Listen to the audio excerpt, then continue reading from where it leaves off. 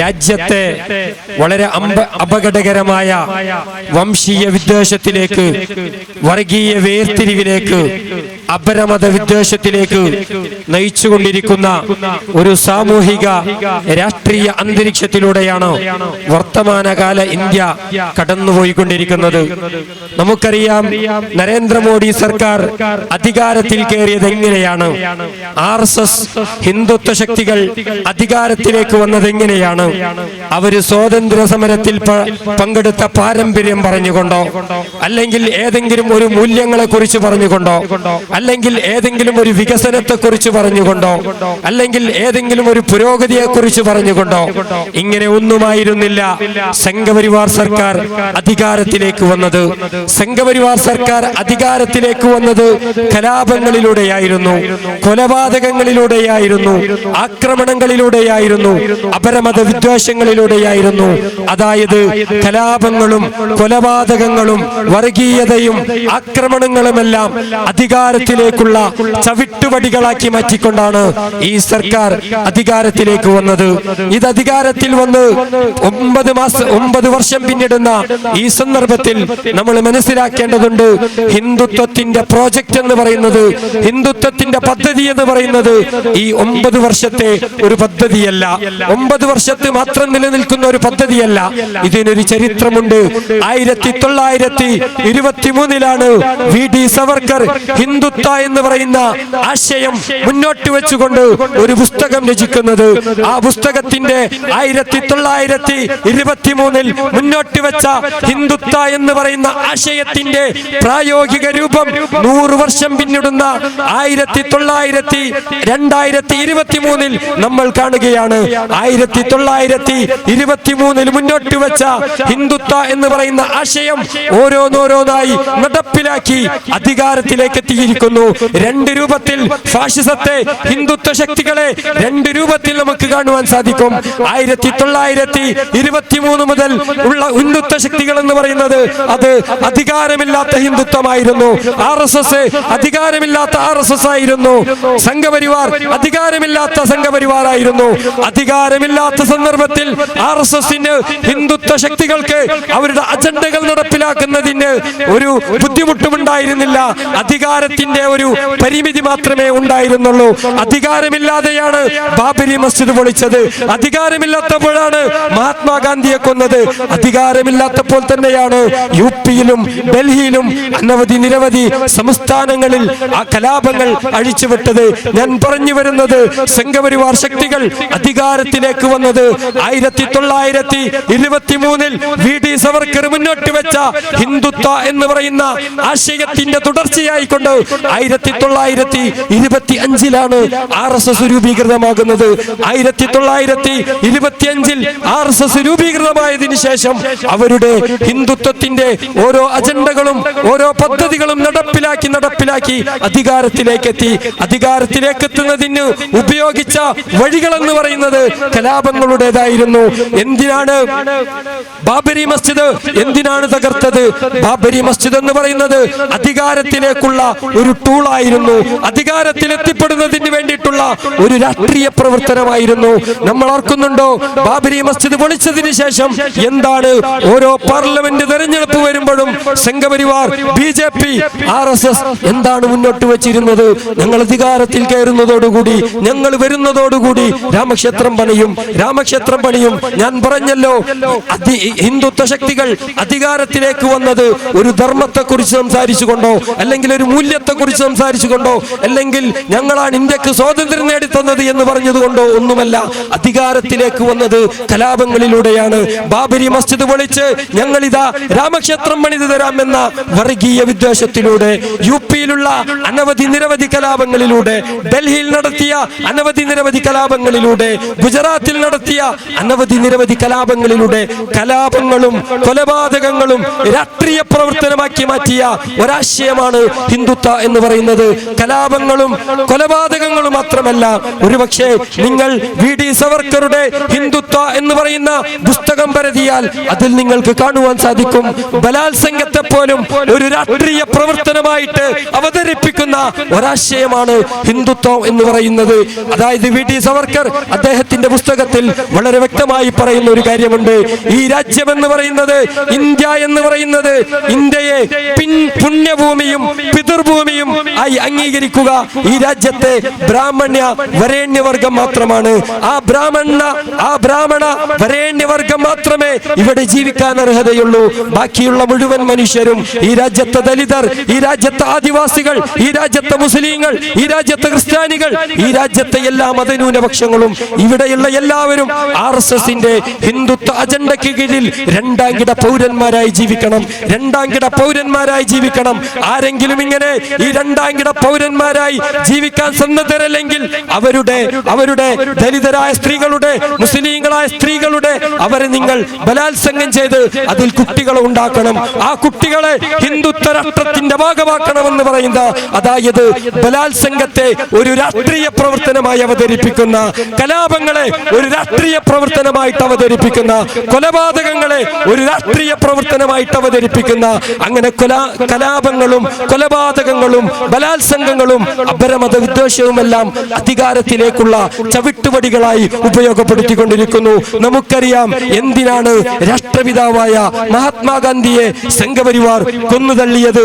ഒരു സംശയവുമില്ല, സംഘപരിവാറിന്റെ താല്പര്യങ്ങൾക്ക് വിരുദ്ധമായിരുന്നു മഹാത്മാഗാന്ധി മുന്നോട്ട് വെച്ചിരുന്ന ജനാധിപത്യ, മതേതരത്വ, മതനിരപേക്ഷ മൂല്യങ്ങൾ സംഘപരിവാറിന് അംഗീകരിക്കാൻ സാധിക്കുകയില്ല എന്ന് മാത്രമല്ല, സംഘപരിവാർ ജനാധിപത്യത്തിന് വിരുദ്ധമാണ്, മതനിരപേക്ഷതയ്ക്ക് വിരുദ്ധമാണ്. സംഘപരിവാറിന്റെ അജണ്ടകൾ നടപ്പിലാക്കണമെങ്കിൽ ഗാന്ധിജി ഇവിടെ ജീവിച്ചിരിക്കാൻ പാടില്ല. ഗാന്ധിജി മാത്രമല്ല, സംഘപരിവാറിന്റെ താല്പര്യത്തിന് വിരുദ്ധമായി ആരെല്ലാം നിലകൊള്ളുന്നോ അവരെയെല്ലാം കശാപ്പ് ചെയ്യുക, കൊന്നുകളയുക, കൊന്നു തീർക്കുക എന്നത് രാഷ്ട്രീയ പ്രവർത്തനമായിരുന്നു. അതുകൊണ്ട് പ്രിയമുള്ളവരെ, നമ്മളൊന്ന് ആലോചിച്ചു നോക്കുക. ആദ്യമായി വെടിവെച്ചത് ഗോഡ്സെ മഹാത്മാഗാന്ധിയുടെ ഇടനെഞ്ചിലേക്കായിരിക്കാം.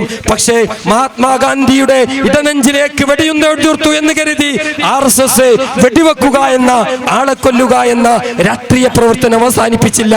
ആ വെടിയുണ്ടല്ലോ ഗോഡ്സെ മഹാത്മാഗാന്ധിയുടെ ഇടനെഞ്ചിലേക്ക് വെച്ച വെടിയുണ്ട.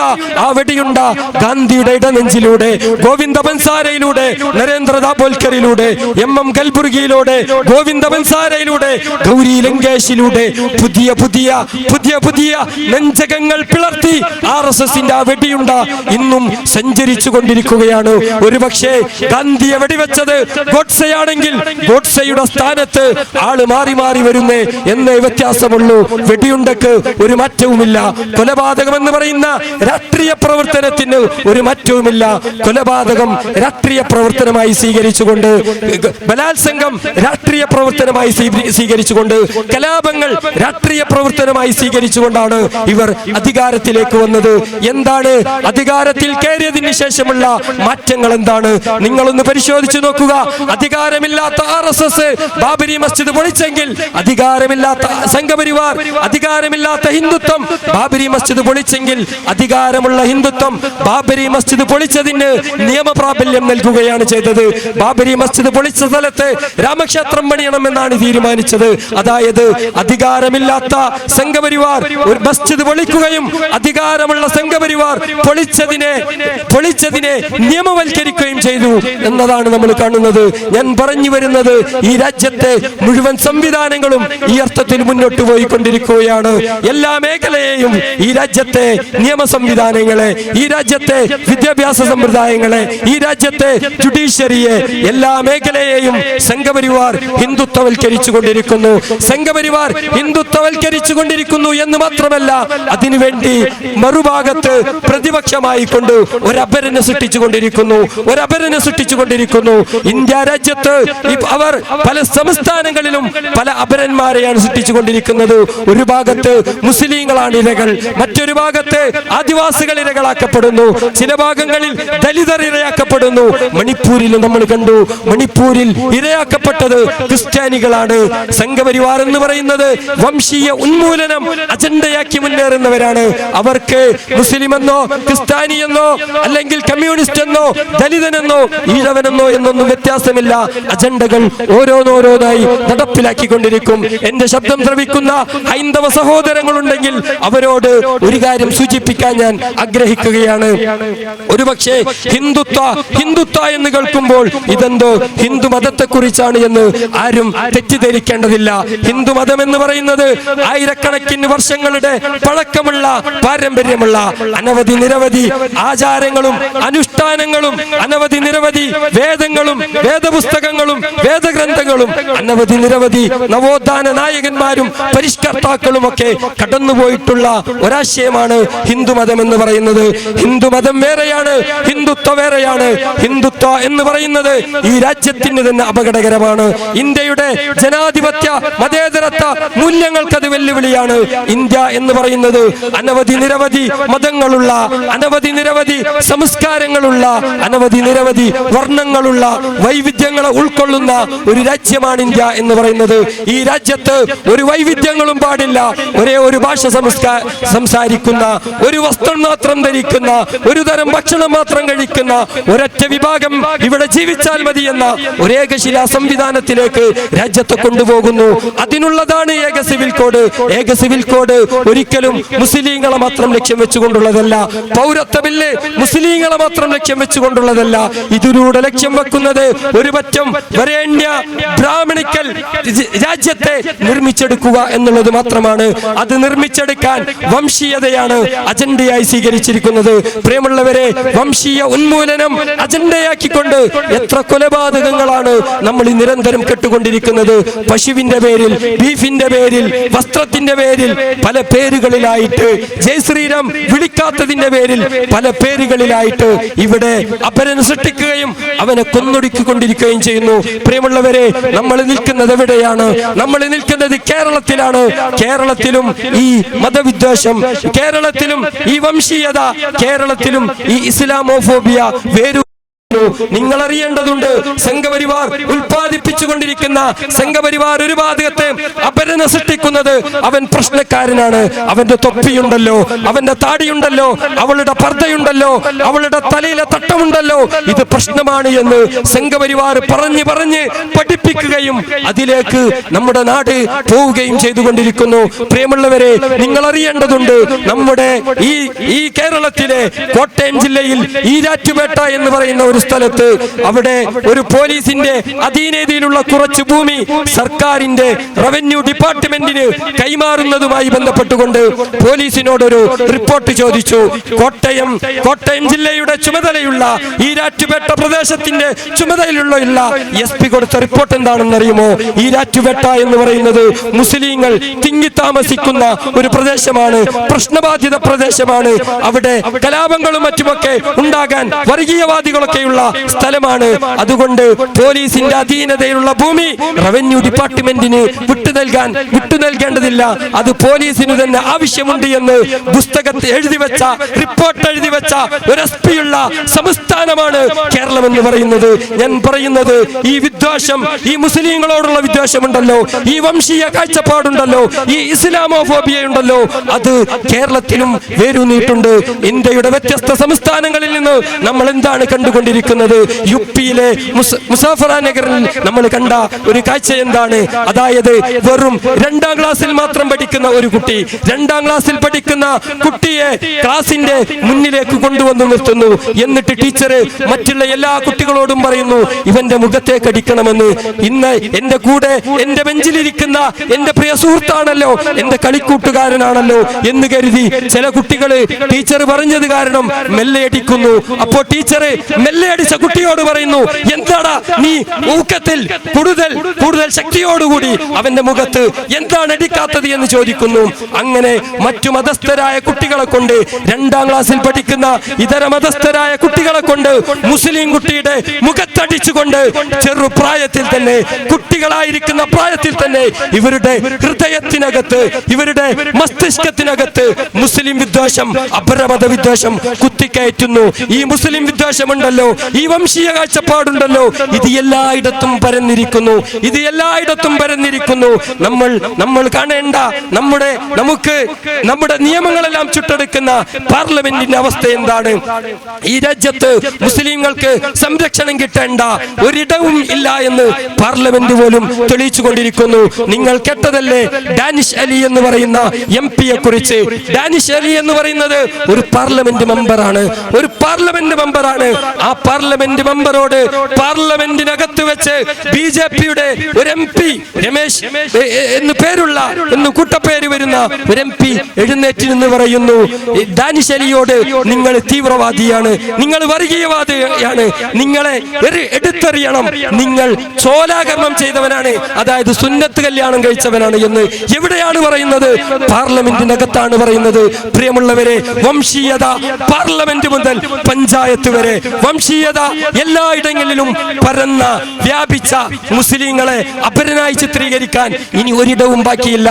എന്താണ് കലാലയങ്ങളുടെ അവസ്ഥ എന്ന് പറയുന്നത്? ഇവിടെയുള്ള കുട്ടികളോട് പറഞ്ഞുകൊണ്ടിരിക്കുന്നു, നിങ്ങൾ മുസ്ലിം കുട്ടികളുമായിട്ട് സൗഹൃദം പ്രാപിക്കരുത്, മുസ്ലിം ആൺകുട്ടികളുമായിട്ട് നിങ്ങൾ മിണ്ടരുത്, കാരണം മുസ്ലിം ആൺകുട്ടികൾ നിങ്ങളെ ലവ് ജിഹാദ് നടത്തിക്കളയും. മുസ്ലിം കുട്ടികളോടുമായി നിങ്ങൾ കൂട്ടുകൂടരുത്, അവര് നാർക്കോട്ടിക് ജിഹാദ് നടത്തും. മുസ്ലിം ഹോട്ടലുകളിൽ നിന്ന് നിങ്ങൾ ഭക്ഷണം കഴിക്കരുത്, അവർ ഹലാൽ ജിഹാദ് നടത്തും. ഇസ്ലാമോഫോബിയ, വംശീയ വിദ്വേഷം ആകപ്പാടെ പടർന്ന് പന്തലിച്ച ഒരു സാഹചര്യത്തിൽ പ്രിയമുള്ളവരെ, എങ്ങനെയാണ് ഇതിനെ പ്രതിരോധിക്കേണ്ടത്? എങ്ങനെയാണ് ഇതിനെ പരാജയപ്പെടുത്തേണ്ടത്? ഇവരെ സംഘപരിവാർ ഒരു അപരന സൃഷ്ടിച്ചു കൊണ്ടിരിക്കുമ്പോൾ, സംഘപരിവാർ മുസ്ലിം സമുദായത്തെ പ്രതിസ്ഥാനത്ത് നിർത്തുമ്പോൾ, സംഘപരിവാർ ദലിതരെയും ആദിവാസികളെയും പ്രശ്നവൽക്കരിക്കുമ്പോൾ, ഇവിടെയുള്ള പരമ്പരാഗത രാഷ്ട്രീയ പാർട്ടികൾക്ക്, ഇവിടെയുള്ള മതേതര കക്ഷികൾക്ക്, ഇവിടെയുള്ള മതേതര മുന്നണികൾക്ക് ഈ സമുദായത്തെ ചേർത്ത് നിൽക്കാൻ സാധിക്കേണ്ടതുണ്ട്. അതിന് സാധിക്കുന്നുണ്ടോ എന്ന് നമ്മൾ ആത്മപരിശോധന നടത്തണം. UAPA-യുടെ പേരിൽ ഈ രാജ്യത്ത് നിരപരാധികളായ യുവാക്കൾ വേട്ടയാടപ്പെട്ടുകൊണ്ടിരിക്കുന്നു, ജയിലറക്കുള്ളിലേക്ക് പോയിക്കൊണ്ടിരിക്കുന്നു. ഇവിടെയുള്ള മതേതര ചേരിയോട് ചോദിക്കാൻ ആഗ്രഹിക്കുന്നു, UAPA എന്ന് പറയുന്ന സംഘപരിവാർ ഹിന്ദുത്വ ശക്തികൾ ഈ രാജ്യത്തെ മുസ്ലിങ്ങളെ വേട്ടയാടാൻ വേണ്ടി കൊണ്ടുവന്ന കാടത്ത നിയമത്തോട് നിങ്ങളുടെ സമീപനം എന്താണ്? സംഘപരിവാർ വിരുദ്ധ പോരാട്ടം നയിക്കണമെങ്കിൽ, ഹിന്ദുത്വത്തോട് ഏറ്റുമുട്ടാൻ കഴിയണമെങ്കിൽ, ഹിന്ദുത്വം മുന്നോട്ട് വെക്കുന്ന സകലവിധ നയങ്ങളോടും വിയോജിക്കേണ്ടതുണ്ട്. UAPA-ക്കെതിരെ നിലപാടെടുക്കാൻ സാധിക്കേണ്ടതുണ്ട്. ഈ രാജ്യത്തെ UAPA നിയമങ്ങൾ പ്രകാരം നമ്മുടെ സഹോദരന്മാർ അനവധിയാണ് ജയിലറക്കുള്ളിലുള്ളത്. NIA എന്ന് പറയുന്നത് ഈ രാജ്യത്തെ മുസ്ലിങ്ങളെ വേട്ടയാടാനുള്ള ഒരു ഏജൻസിയായി മാറിയിരിക്കുന്നു. ഇങ്ങനെ സംഘപരിവാർ മുന്നോട്ട് പോയിക്കൊണ്ടിരിക്കുമ്പോൾ, മതേതര ചേരിയിൽ നിന്നും ഇവർ മാറ്റി നിർത്തുന്ന, ഇവർ അപരവൽക്കരിക്കുന്ന, ഇവർ വംശീയ ഉന്മൂലനത്തിന് ടാർഗറ്റ് ചെയ്തിരിക്കുന്ന ഈ സമുദായത്തെ ചേർത്ത് പിടിക്കാൻ, ഈ സമുദായത്തെ കേൾക്കാൻ, ഈ സമുദായത്തോടൊപ്പം നിൽക്കാൻ ഇവിടെയുള്ള മതേതര ചേരിക്ക് സാധ്യമാകേണ്ടതുണ്ട്. പ്രിയമുള്ളവരെ, നമ്മളൊന്ന് ആലോചിച്ചു നോക്കൂ. കേരളം ഭരിച്ചുകൊണ്ടിരിക്കുന്ന ഇടതുപക്ഷത്തിന്റെ ഉത്തരവാദിത്തപ്പെട്ട ഒരു നേതാവ് ഈ അടുത്ത് ഒരു പ്രസ്താവന നടത്തി. മലപ്പുറത്തുള്ള പെൺകുട്ടികളുടെ തലയിൽ നിന്ന് തട്ടം മാറ്റാനുള്ള നവോത്ഥാന പ്രവർത്തനം ഞങ്ങളാണ് ചെയ്തത് എന്ന് CPM-നോട്, ഇടതുപക്ഷത്തോട് വളരെ വിനയപുരസരം അഭ്യർത്ഥിക്കാനുള്ളത്, സംഘപരിവാർ ഉൽപ്പാദിപ്പിച്ചുകൊണ്ടിരിക്കുന്ന, ഇസ്ലാമോഫോബിയ ഉൽപ്പാദിപ്പിച്ചുകൊണ്ടിരിക്കുന്ന അവരെറിയുന്ന ചൂണ്ടയിൽ പോയി നിങ്ങൾ കൊത്തരുത് എന്ന് വിനയപുരസരം ഇടതുപക്ഷത്തോട് ഞങ്ങൾ ആവശ്യപ്പെടാൻ ആഗ്രഹിക്കുകയാണ്. പ്രിയമുള്ളവരെ, ഈ വംശീയതയെ നമുക്ക് ചെറുത്തു തോൽപ്പിക്കേണ്ടതുണ്ട്. ഈ വംശീയത ഇന്ത്യ രാജ്യത്ത് മാത്രമല്ല, ഇതിന്റെ ഒരു ഇരട്ടപ്പറ്റ സന്താനമാണ് ഫലസ്തീനിൽ ഇന്ന് നമ്മുടെ സഹോദരങ്ങളെ വെട്ടിയാടിക്കൊണ്ടിരിക്കുന്നത്. എന്താണ് ഇസ്രായേലിന്റെ ചരിത്രം എന്ന് പറയുന്നത്? നമുക്കറിയാം, ഈ രാജ്യ 1947 മുതൽ ഫലസ്തീനിലുള്ള കുട്ടികളെയും സ്ത്രീകളെയും അതിക്രൂരമായി കൊന്നൊടുക്കിക്കൊണ്ടിരിക്കുന്നു. അങ്ങനെ 1947 മുതലുള്ള അവിടെയുണ്ടായിരുന്ന ഫലസ്തീനിലുണ്ടായിരുന്ന നിരവധി സ്ത്രീകളെയും കുട്ടികളെയും എല്ലാം കൊന്നൊടുക്കി അവരുടെ ശവപ്പറമ്പിൽ സൃഷ്ടിച്ച ഒരു രാജ്യത്തിന്റെ പേരാണ് ഇസ്രായേൽ എന്ന് പറയുന്നത്. ആ ഇസ്രായേലിന് വേണ്ടി, ആ ഇസ്രായേലിന്റെ പക്ഷം ചേരുന്ന നിരവധി മീഡിയകളുണ്ട് ഈ നാട്ടിൽ, നിരവധി പത്രങ്ങളുണ്ട് ഈ നാട്ടിൽ. പ്രിയമുള്ളവരെ, നിങ്ങൾക്കറിയുമോ എങ്ങനെയാണ് ഇസ്രായേൽ എന്ന രാഷ്ട്രം രൂപീകൃതമാകുന്നത്?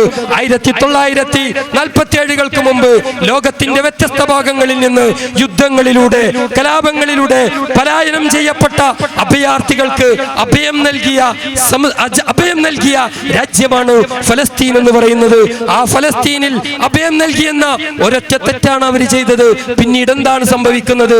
ഇസ്രായേലികൾ, ഈ അഭയം നൽകിയ ജൂതന്മാർ, ഈ കയറി വന്നത് ഇസ്രായേലികൾ വളരെ ആസൂത്രിതമായി കൊണ്ട് ഫലസ്തീനികളെ കൊന്നു തീർക്കുന്നു. അങ്ങനെ ഫലസ്തീനികളെ കൊന്നു തീർത്ത് ഫലസ്തീനിൽ കെട്ടിപ്പൊക്കിയ അമേരിക്കൻ സാമ്രാജ്യത്വത്തിന്റെ പിന്തുണയോടുകൂടി ഫലസ്തീനിൽ കെട്ടിപ്പൊക്കിയ തെമ്മാടി രാഷ്ട്രത്തിന്റെ പേരാണ് ഇസ്രായേൽ എന്ന് പറയുന്നത്. ഇവിടെ പല ചാനലുകളും ഇസ്രായേലിന് വേണ്ടി പണിയെടുത്തുകൊണ്ടിരിക്കുകയാണ്. അതായത് നമ്മൾ ചാനൽ തുറന്നാൽ ചില ചർച്ചകൾ കാണാൻ സാധിക്കും. ഇസ്രായേലിലുള്ള മലയാളികളെ ഫോണിൽ ബന്ധപ്പെടും ചാനലിലുള്ളവൻ, എന്നിട്ട് ചോദിക്കുന്നു, നിങ്ങൾ എവിടെയാണുള്ളത്, എന്താണ് നിങ്ങളുടെ അവസ്ഥ? അപ്പോൾ ഇസ്രായേലിലേക്ക് ജോലിക്ക് പോയ മലയാളികൾ പറയും, ഇതാ ഞാൻ റൂമിന്റെ ഉള്ളിലാണ്, ഇപ്പോഴത്തെ സൈറൻ മുഴങ്ങി, ഞാൻ താഴേക്ക് വന്നു, ഞാൻ മുകളിലേക്ക് പോയി, ഇങ്ങനെയൊക്കെ പറയാറുണ്ട്. എന്റെ ശബ്ദം ശ്രവിക്കുന്ന ഈ നാട്ടിലുള്ള, ഈ അങ്ങാടിയിലുള്ള നിങ്ങളുടെ ആരെങ്കിലും ഇസ്രായേലിൽ ജോലി ചെയ്യുന്നുണ്ടെങ്കിൽ ആ ബന്ധപ്പെട്ടവരോട് നിങ്ങൾ പറയണം, പ്രിയമുള്ള മകനെ, പ്രിയമുള്ള മകളെ, 1947 ശേഷം നിരവധി ഫലസ്തീനിലെ പിഞ്ചു കുഞ്ഞുങ്ങളെയും സ്ത്രീകളെയും അതിനിഷ്ഠൂരമായി കൊന്നൊടുക്കി അവരുടെ ശവപ്പറമ്പിന് മുകളിൽ കെട്ടിപ്പൊക്കിയ ഒരു രാജ്യമാണ് താൻ ജോലി ചെയ്യുന്ന ഇസ്രായേൽ എന്ന് കേരളത്തിൽ നിന്നും ഇസ്രായേലിലേക്ക് ജോലിക്ക് പോയ കുട്ടികളോട്, പെൺകുട്ടികളോട്, ആൺകുട്ടികളോട് നിങ്ങൾ ഉപദേശിക്കണം എന്നാണ് സൂചിപ്പിക്കാനുള്ളത്. ഒരു കാര്യം കൂടി പറഞ്ഞുകൊണ്ട് ഞാൻ എന്റെ വാക്കുകൾ ഉപസംഹരിക്കുകയാണ്. അതായത് ഇസ്രായേൽ നടത്തിക്കൊണ്ടിരിക്കുന്ന ഈ നരനായാട്ടുണ്ടല്ലോ, ഈ നരനായാട്ടിന്റെ ഫലമായി കൊണ്ട് ഒരുപക്ഷെ നിങ്ങൾക്ക് ഹോസ്പിറ്റലുകൾ തകർക്കാൻ സാധിച്ചേക്കാം, നിങ്ങൾക്ക് കെട്ടിടങ്ങൾ തകർക്കാൻ സാധിച്ചേക്കാം, നിങ്ങൾക്ക് വീടുകൾ തകർക്കാൻ സാധിച്ചേക്കാം. ഇസ്രായേലിന്റെ കൂടെ അമേരിക്കയുണ്ടാകും, ആറ്റം ബോംബ് ഉണ്ടാകും, മിസൈൽ ഉണ്ടാകും. നിങ്ങളുടെ കൂടെ എത്ര വലിയ ശക്തികളുണ്ടെങ്കിലും ശരി, ഒരു കാര്യം ഉറപ്പിച്ചു പറയാം, ഫലസ്തീനികളെ പോരാട്ടം എന്ന് പറയുന്നത് ജനിച്ച മണ്ണിൽ ജീവിക്കാനുള്ള പോരാട്ടമാണ്. ആ പോരാട്ടം ഇവിടെയുള്ള അമേരിക്കയുടെ പിന്തുണ കണ്ടുകൊണ്ട് തുടങ്ങിയതല്ല, അല്ലെങ്കിൽ ആരുടെയെങ്കിലും സപ്പോർട്ട് കിട്ടുമെന്ന പ്രതീക്ഷയിൽ തുടങ്ങിയതല്ല. അവരുടെ പ്രതീക്ഷ നാഥനിലാണ്, അവരുടെ പ്രതീക്ഷ അല്ലാഹുവിലാണ്. അതുകൊണ്ട് എത്ര അധികം ഹോസ്പിറ്റലുകൾ തകർത്താലും ശരി, എത്ര വലിയ കെട്ടിടങ്ങൾ തകർത്താലും ശരി, എത്ര വലിയ ബോംബെറിഞ്ഞാലും, എത്ര മിസൈൽ എറിഞ്ഞാലും ശരി, അവർക്ക് നിങ്ങളുടെ ബോംബ് കൊണ്ട്, നിങ്ങളുടെ മിസൈൽ കൊണ്ട് തകർക്കാൻ കഴിയാത്ത ഒന്ന് ഫലസ്തീനികൾക്കുണ്ട്. അത് ഫലസ്തീനികളുടെ ഈമാനികമായ വിശ്വാസപരമായ കരുത്താണ്. ഫലസ്തീനികളുടെ ഈമാനികമായ വിശ്വാസമായ കരുത്തിനെ പരാജയപ്പെടുത്താൻ അമേരിക്കക്കോ ഇസ്രായേലിനോ മിസൈലുകൾക്കോ ബോംബുകൾക്കോ സാധ്യമല്ല. ഇൻഷാ അല്ലാഹ് ഫലസ്തീനികൾ വിജയിക്കുക തന്നെ ചെയ്യും. ഇൻതിഫാദ, ഇൻകുലാബ്. അസ്സലാമു അലൈക്കും വറഹ്മത്തുള്ളാഹി.